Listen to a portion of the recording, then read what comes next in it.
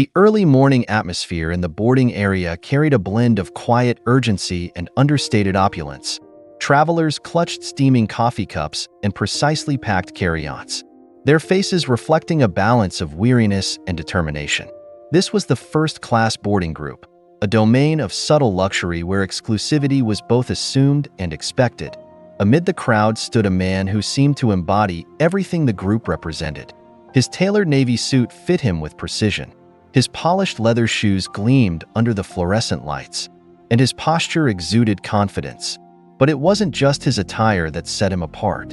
It was his demeanor, the way he carried himself, as though the world existed to orbit his ambitions.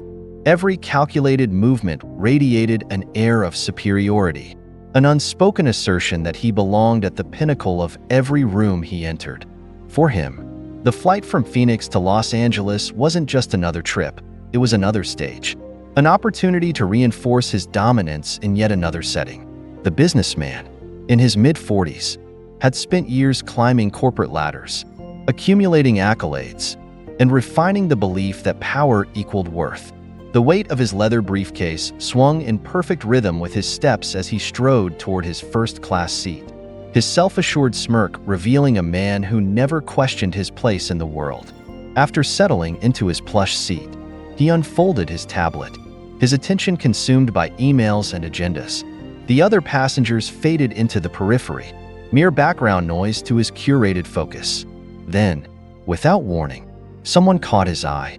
An older man stepped into the cabin with none of the flashiness or ostentation that first class often demanded. His presence was understated, almost unassuming. He wore a tan jacket, a plaid shirt, and a pair of scuffed loafers, clothes that spoke of utility, not status. In one hand, he carried a modest, well-worn bag. His face was lined with the kind of wrinkles that come from years of experience and stories untold. Yet, despite his simplicity, there was something about his calm, unhurried demeanor that demanded attention. The older man moved quietly, taking his seat with a grace that was both deliberate and humble. He placed his bag under the seat in front of him and leaned back, gazing out the window as though the bustling cabin didn't exist.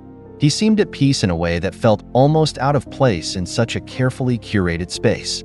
To most of the passengers, he would have blended seamlessly into the background, a man who neither sought nor demanded recognition. But to the businessman, he was an anomaly.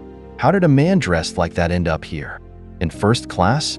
The thought simmered as he glanced from the older man to the polished interior of the cabin. The businessman couldn't resist. He leaned slightly into the aisle, catching the older man's eye with a smirk that oozed condescension.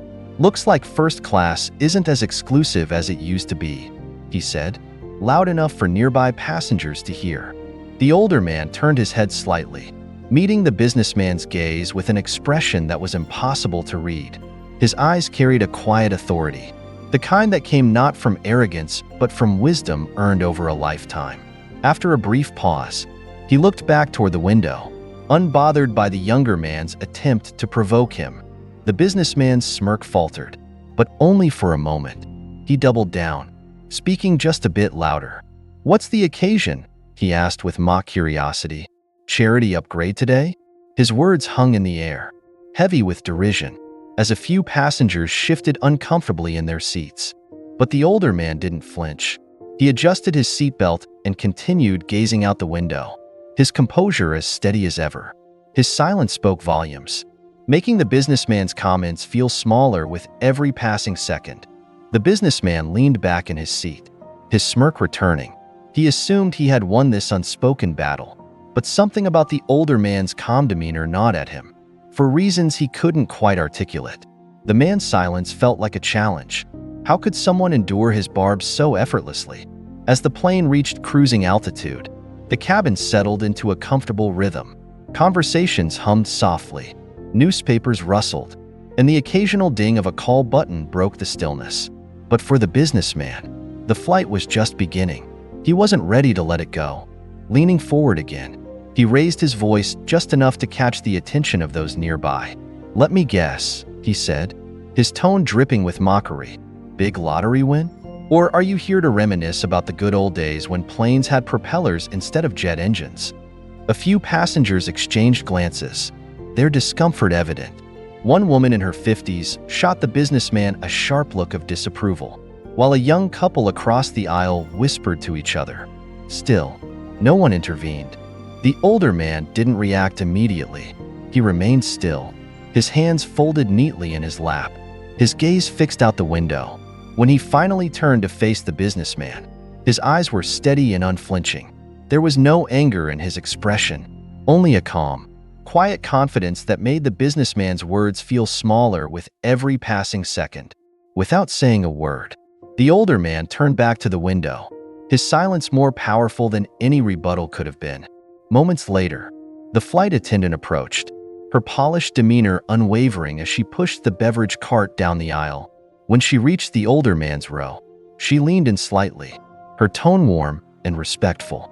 "Mr. Eastwood," she said, "would you like coffee or tea?" The businessman froze. The name hit him like a thunderbolt. Eastwood. His mind raced as he processed the revelation. Clint Eastwood. Clint Eastwood. The man he had so casually insulted was not just a fellow passenger but a living legend, an icon whose reputation transcended generations. How had he not recognized him? Clint turned to the flight attendant with a polite smile. "Coffee. Black," he said in that unmistakable tone, steady and deliberate. The businessman's stomach churned as he replayed every word he had spoken, the weight of his arrogance crashing down on him like a tidal wave. Around the cabin, whispers spread like wildfire. "Is that Clint Eastwood?" a woman murmured. "It is," another passenger whispered excitedly. The businessman's face flushed with embarrassment as the truth settled in. He had mocked a man whose name commanded respect, a man who had silently endured his condescension with the kind of dignity he could only aspire to. Overwhelmed by shame, the businessman leaned forward.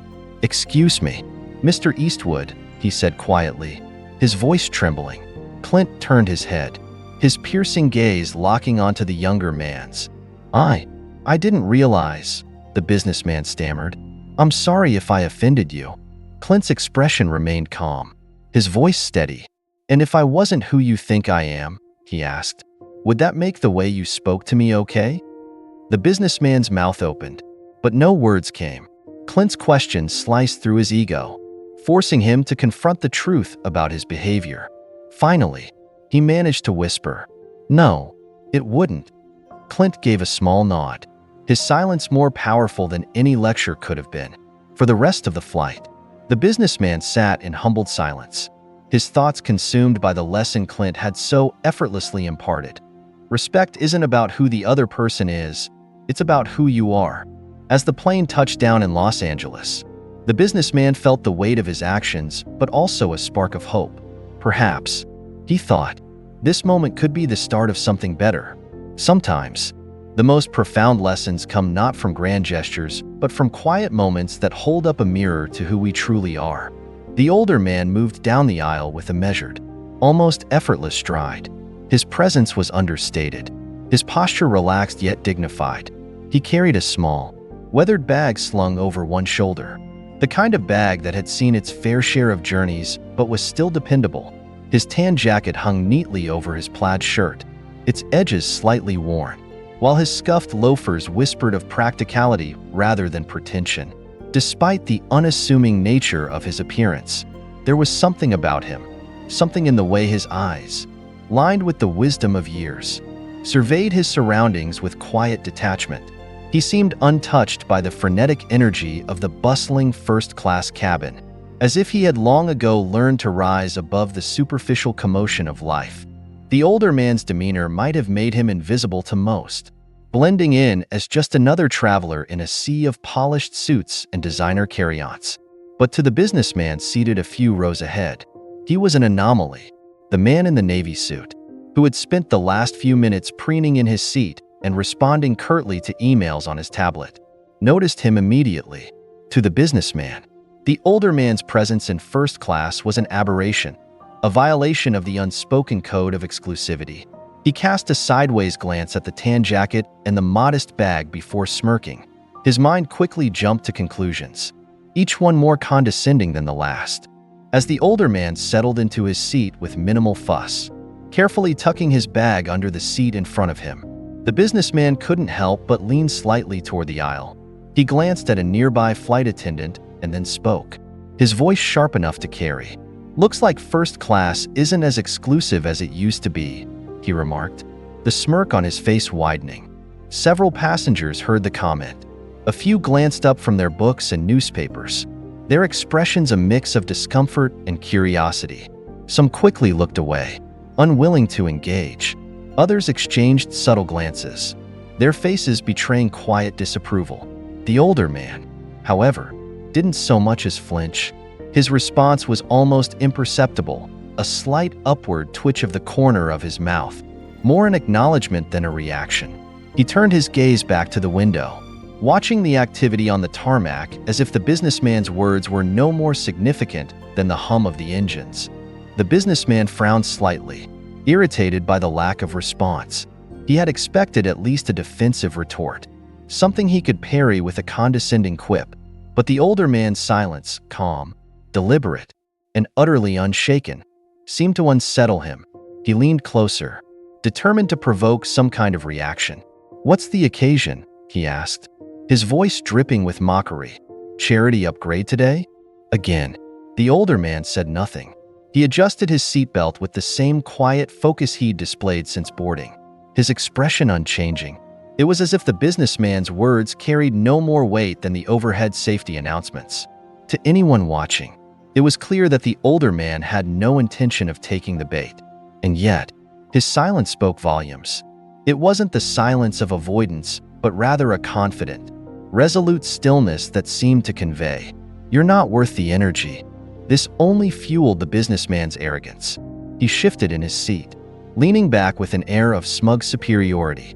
The older man's refusal to engage felt like a challenge, a quiet affront to his carefully curated sense of importance.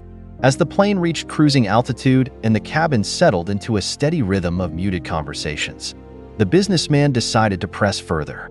The hum of the engines and the rustling of newspapers provided a soft backdrop to his next attempt at derision.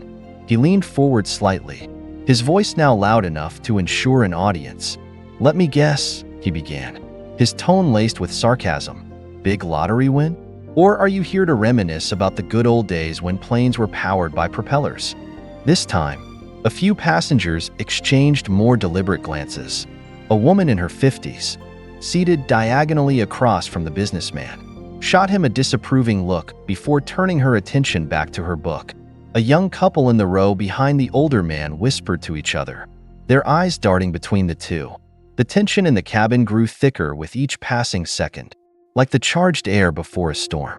The older man remained unmoved. He shifted slightly in his seat, folding his hands neatly in his lap and adjusting the cuff of his jacket. His gaze stayed fixed on the window, taking in the endless expanse of blue sky and cotton-like clouds. To those observing the exchange, his composure was striking, a quiet, unyielding confidence that seemed to diffuse the businessman's attempts at provocation without a single word. The businessman, however, mistook the silence for weakness. He chuckled to himself, the sound sharp and self-satisfied, as though he had won some unspoken contest. "Not much for conversation." "Huh," he said, his voice carrying just enough to ensure the people nearby could hear. "I guess you'd rather sit there thinking about life before Wi-Fi." At this, a young flight attendant pushing the beverage cart paused for a fraction of a second, her professional smile faltering ever so slightly. She glanced at the older man, her expression softening, before resuming her duties. Nearby, the tension among the passengers had become almost palpable.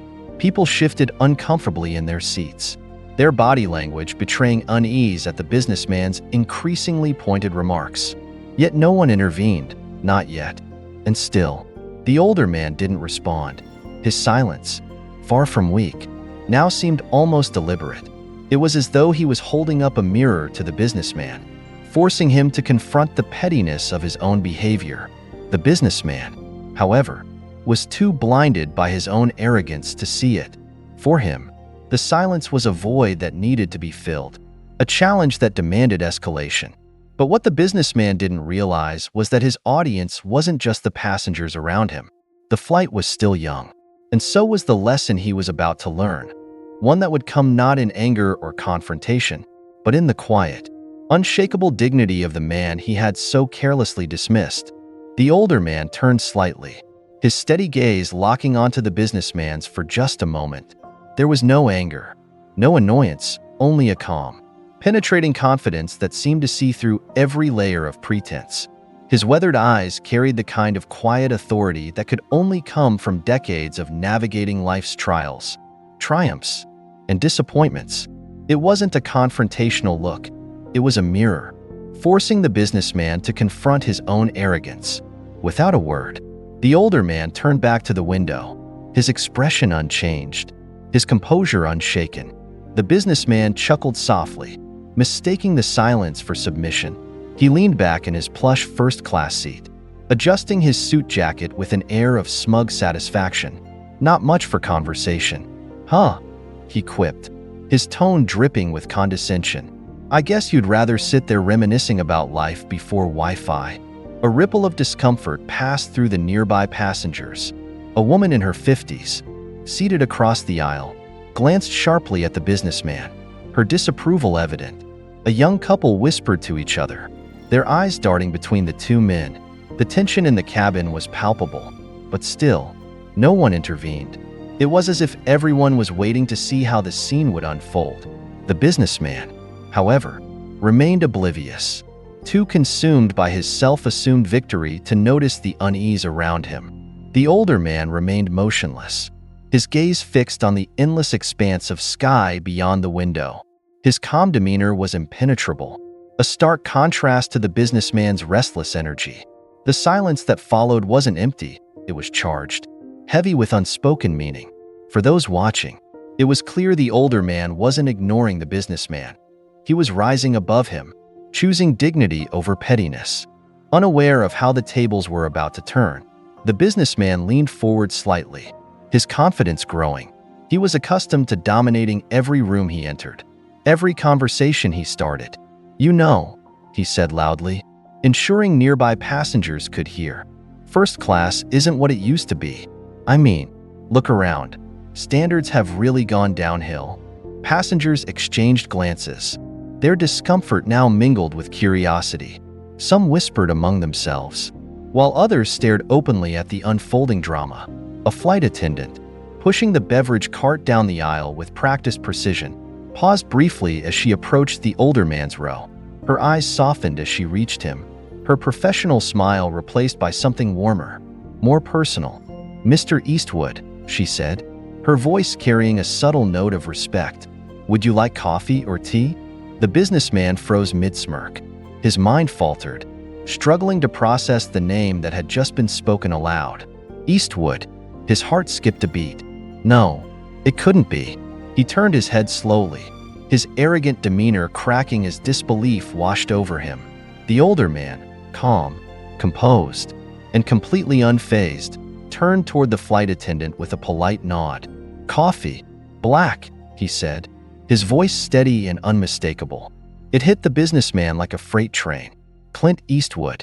His mind scrambled to reconcile the legendary actor and director, the larger-than-life icon who had commanded screens for decades, with the unassuming man he had so casually mocked. His tailored suit suddenly felt too tight, his polished persona hollow and inadequate. How had he not recognized him? The rugged face, the calm authority, the quiet dignity, it had all been there, clear as day, and he had missed it. A ripple of whispers spread through the cabin like wildfire. "Is that Clint Eastwood?" a woman murmured excitedly to her husband. "It is," another passenger confirmed, craning their neck for a better view. The realization rippled outward, passengers leaning toward each other in hushed tones, their eyes darting toward the legendary figure seated so casually among them. The businessman felt the heat of their attention, their judgment burning into him as surely as if they had spoken aloud. Clint Eastwood, unbothered by the growing buzz around him, took a slow sip of his coffee. His movements were deliberate, composed, every bit the embodiment of grace under pressure. The businessman, on the other hand, felt as though the air had been sucked out of the cabin. His mind raced, replaying every word he had said, every condescending remark, Every smug jab, each memory landed like a blow, the weight of his mistake pressing down on him with unbearable force. The businessman's tablet slipped from his lap, landing with a muffled thud on the floor. He barely noticed. His throat tightened as he glanced at Eastwood, who was now gazing out the window once more, seemingly indifferent to the whispers and stolen glances around him. There was no trace of anger in his demeanor, no need for validation or acknowledgement. That, perhaps, was the most unsettling part. Eastwood's calm wasn't the calm of someone who had nothing to prove. It was the calm of someone who knew exactly who he was. "Mr. Eastwood," the businessman stammered, his voice uncharacteristically small. He leaned forward, his hands gripping the armrests as if they were the only thing keeping him grounded. I didn't realize." Eastwood turned his head slowly, his piercing gaze meeting the businessman's. It wasn't an unkind look, but it wasn't friendly either. It was steady, measured, and utterly disarming. A look that could stop a person in their tracks and strip away every layer of pretense. "Didn't realize what?" he asked, his voice calm, almost curious. The businessman faltered.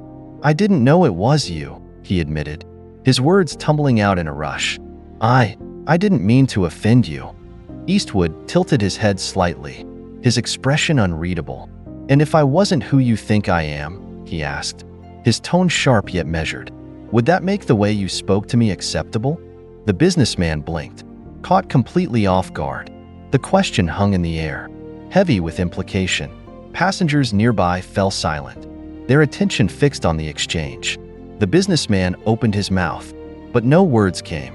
The truth was too stark, too uncomfortable to deny.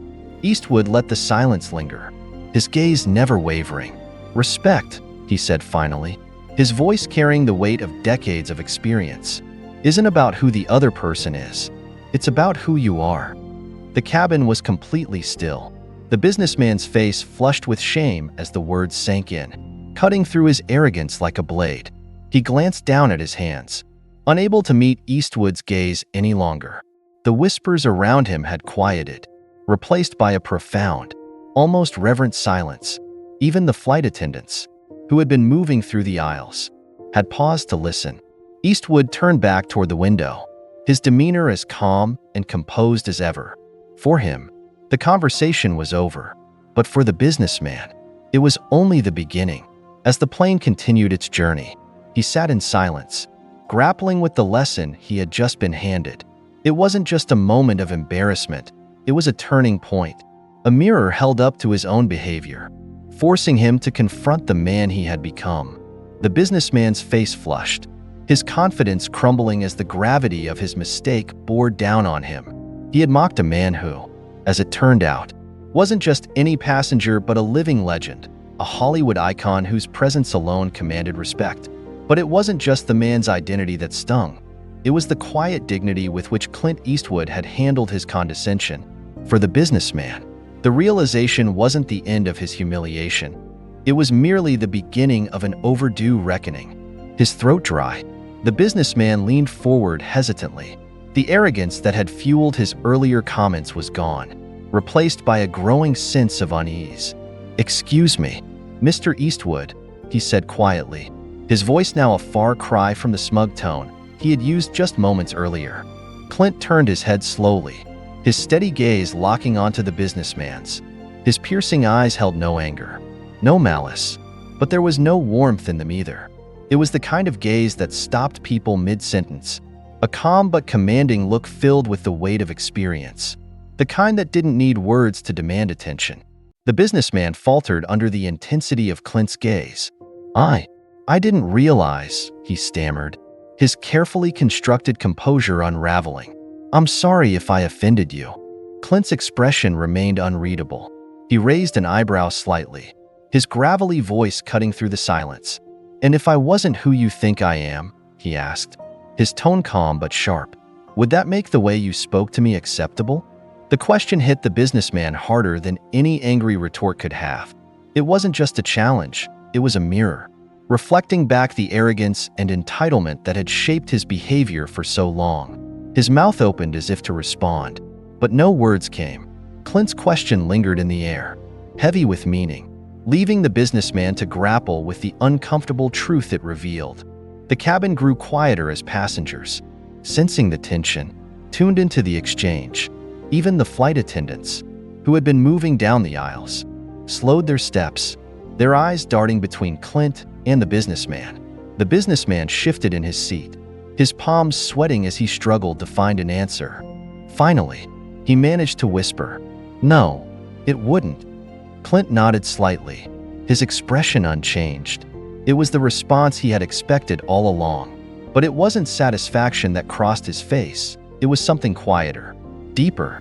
Without another word, he turned back to the window, signaling with his body language that the conversation was over. For Clint, the matter had been resolved. But for the businessman, it was far from over. Clint's words hung in the air, their impact reverberating long after the exchange had ended. They weren't just a reprimand, they were a lesson, delivered with the kind of calm, measured authority that could only come from someone who had nothing to prove. The businessman sat back in his seat, his mind spinning as he replayed the moment over and over. How could he have been so blind? How had he allowed his arrogance to cloud his judgment so completely? Around the cabin, passengers whispered quietly to one another. "That's Clint Eastwood," a woman murmured to her husband, her voice tinged with awe. "Can you believe it?" The realization spread like a ripple, drawing glances and hushed conversations. Yet Clint remained as he was, calm, composed, and utterly unbothered by the attention. He sipped his coffee as though he were the only person on the plane, his demeanor a stark contrast to the businessman's visible discomfort. For the businessman, the silence around him was deafening. The weight of his actions pressed down on him, forcing him to confront not just what he had said, but what it revealed about him. He thought back to all the times he had dismissed people, colleagues, strangers, even friends, based on snap judgments or superficial impressions. How many opportunities to connect had he squandered because of his own arrogance? Clint's words echoed in his mind.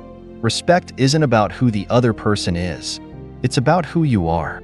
The simplicity of the statement made it all the more profound, cutting through the layers of self-importance the businessman had built around himself. As the flight continued, the businessman sat quietly, his thoughts churning. He thought about the interns he had dismissed as inexperienced, only to later take credit for their ideas. He thought about the janitor at his office whom he had never greeted, even though the man had once stopped to help him gather his papers after a fall. He thought about the countless times he had measured a person's worth by their title, their appearance, or their ability to offer him something of value. Each memory added to the weight on his chest, a growing realization of how his arrogance had shaped his interactions with the world. And now, sitting just a few feet away from Clint Eastwood, a man whose very presence exuded respect and humility, he felt smaller than he ever had in his life. He glanced at Clint again, who remained calm and composed, gazing out the window as though nothing had happened. There was no trace of anger or smugness in his demeanor, no need for validation. Clint's confidence wasn't performative. It was rooted in a deep sense of self that didn't waver in the face of disrespect or judgment. The businessman envied that confidence, realizing for the first time that his own sense of self had always been tied to external markers, his job title, his salary, his possessions. Without those things, who was he? The plane began its descent, the familiar chime of the seatbelt sign pulling the businessman out of his thoughts. As the cabin lights brightened slightly, passengers began to gather their belongings, the hum of activity returning. For most, it was just another routine flight. But for the businessman, it was anything but ordinary. As Clint stood to retrieve his modest carry-on bag, he paused for a brief moment, his gaze falling on the businessman. The businessman felt his chest tighten, the weight of his earlier words threatening to crush him. He opened his mouth to speak, desperate to apologize again, but Clint held up a hand, his expression calm. "Take care of yourself," Clint said quietly, his voice carrying the same steady authority that had silenced the businessman earlier. It wasn't just a farewell, it was an invitation, a reminder, and a challenge all at once. The businessman watched as Clint walked down the aisle, his steps deliberate and unhurried.